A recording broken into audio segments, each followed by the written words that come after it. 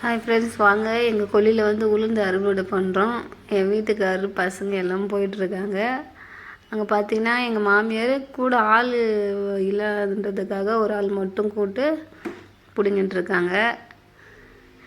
எங்கள் வீட்டுக்காரர் கூப்பிட்றாரு, என்னம்மா இவ்வளோ ஸ்லோவாக நடந்து வந்தால் எப்போம்மா போகிறது, ஆளுங்க வேறு பிடிங்கின்னு இருக்கிறாங்கன்னு பாப்பா தூக்குங்கன்னு கத்துறாங்க. ரொம்ப இந்த வருஷம் மழை வந்து செடியே இல்லை, எங்கேயோ ஒன்று தான் பாருங்கள். செடி கம்மியாக தான் இருக்கும். உளுந்து இது புல்லு தான் நிறையா இருக்கும். ஃபுல்லாக வந்து குறை தான். பார்த்து பார்த்து பார்த்து நடந்து நடந்து நடந்து எங்கேயோ ஒரு செடி தான் இருக்குது.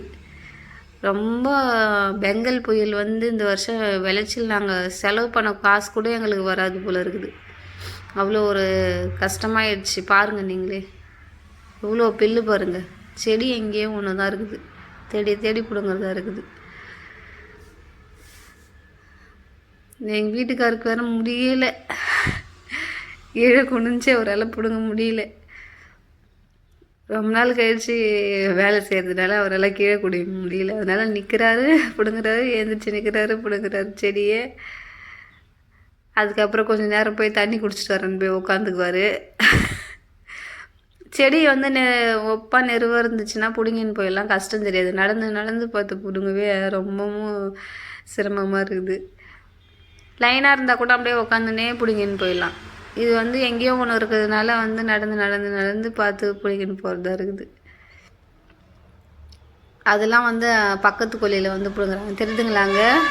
எனக்கு பின்னாடி கையால் தாங்க பிடுங்கணும், கையால் பிடுங்கணும். பூச்சி வச்சிருச்சு செடியில். இந்த வருஷம் வந்து மருந்து அடிக்காமல் விட்டாச்சு.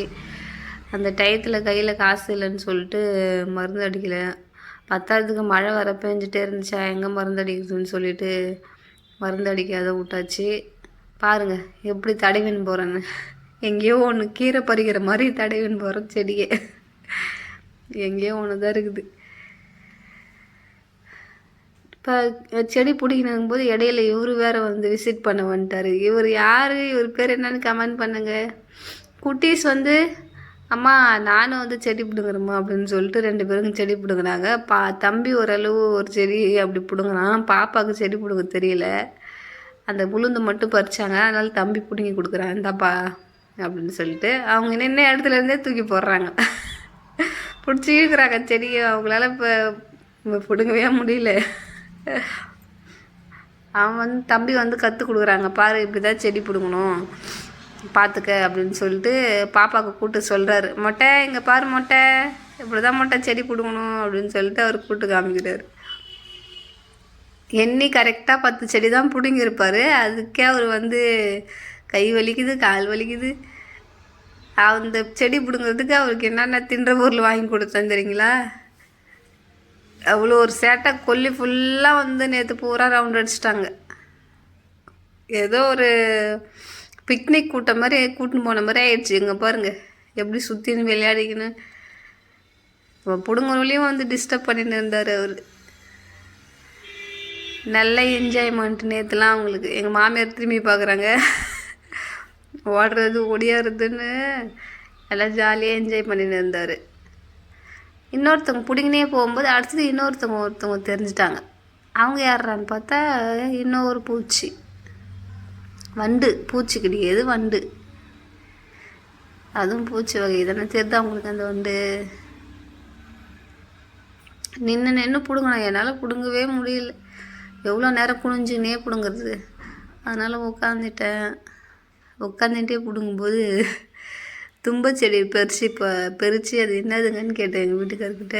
தும்பச்செடி அப்படின்னாரு. நெக்ஸ்ட்டு நாவாழை செடி பறித்து இது என்னதுங்க அப்படின்னு கேட்டேன். நாவாழை அப்படின்னாரு. உனக்கு செடியெலாம் பிடுங்க தெரியுமா வைதி, கல்யாணத்துக்கு முன்னாடி செடியெலாம் பிடுங்கிருக்கிறியா அப்படின்னு கேட்டார். கற்றுக்க வேண்டியதுதான் அப்படின்னு சொல்லிட்டு நாங்கள் 2 பேரும் பேசிட்டு பிடிங்கின்னு இருந்தோம். அங்கே பாருங்கள் கையெல்லாம் வந்து கொப்பளம் போட்டுக்கிச்சு. ஒரு நாள் செடி பிடுங்க போய் கையெல்லாம் கொப்பளம் போட்டுக்கிச்சு. ரொம்ப கஷ்டமாயிடுச்சுங்க. இப்படி தான் செடி பிடிங்க போடும்.